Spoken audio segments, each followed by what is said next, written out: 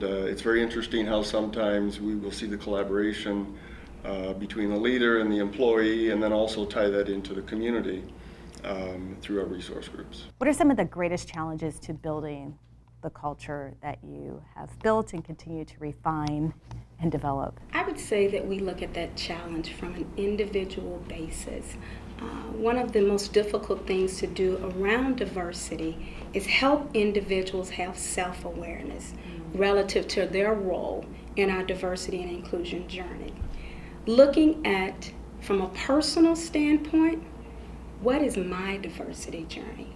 What role can I play in helping Rockwell Collins accelerate in our corporate diversity and inclusion journey? And really getting to the heart of it, going below the waterline, helping people understand what their values are, if they have biases, what are their stereotypical views, and what does that mean or look like in the workplace? Are there some blind spots that you are not aware of that might be preventing you from doing all of the necessary behaviors that we need you to show up every day to help people feel valued and respected? What does a corridor need to have in order for Rockwell Collins to retain employees who come from other countries and cultures? How do you help them assimilate to the corridor? We're going to have to think differently. We need to reevaluate our human capital strategies. We have to connect our employees to the community.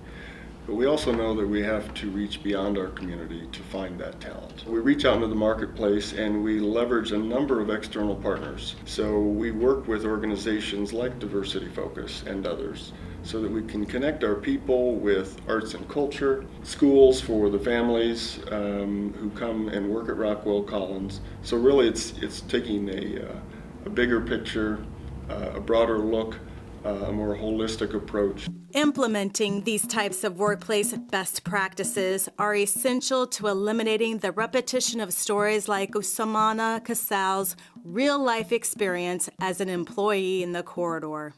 Usamana, or Vinny as he is affectionately called by many, is an immigrant from Liberia who has made his home in Iowa since 1975. His work life here hasn't been easy or pleasant at times. My co-workers, mostly females, we say to me during our break, lunchtime, you know, we noticed that you dress well. Did you learn to dress over there or here? I say, this is my way of life, you know. Anyway, somewhere, did you live in trees? And I go, no, I didn't. I climbed trees, but I didn't live in trees. And someone say, where did you learn to do this? Someone asked, do you have tails? And it was disturbing at the time, and I kept wondering, you know, why they ask all these questions? Are they doing it just to be mean? And over conversations with them, I realized that they did not know anything. They didn't know anything about the culture, so I had to explain to them what it was about. I got a brother that lived in New Jersey, and I would be visiting him, and one of the things that we would be doing is going to New York, riding the subway, and just going uptown Manhattan, and just doing different things, you know, and they said, wow, New York, aren't you afraid? No. I say, it's fun. Well, I haven't been to New York. You kidding me? No. And then somebody said, I haven't even been to Des Moines. And they live right in Cedar Rapids or surrounding communities. And okay. Now I see where the education come in. Start telling them things. So I befriended them and start telling them things and told them they need to get out. You know, the more you get out, the more you see. And then I explained to them that one of the ways you learn other people's culture is by asking questions, you know. Sure. And so it was a cultural shock for me, I guess for them also. I left them with the impression that I was teaching them. I was not trying to belittle them and saying, you know, you don't know anything and you not worth being talked about. I talk to everybody because I get involved in everything. As a person who endeavors to leave a positive impression on others, there is one situation in which others left an unforgettable impression on him. Got back in the shop, and I noticed I was the last person to enter the shop. And when I entered the shop, all the electricians some of the apprentices too, they were all wearing pillowcases like the Ku Klux Klan, and they say trick or treat. Do we really want for this type of behavior to exist in the corridor? What personal responsibility will we each take to eliminate ignorance and prejudice from our communities? We might want to try Vinny's approach, which has earned him lifelong relationships with a variety of people. This is a two-way street. If you were traveling to their culture, their native land, you would want to be welcome and treated right. So you do the same thing. Treat people as you want to be treated, the golden rule, I guess. Even in the workplace, you go to a new job, your co-workers there should be able to welcome you, make you feel happy, and make you want to stay. They don't welcome you with open arms.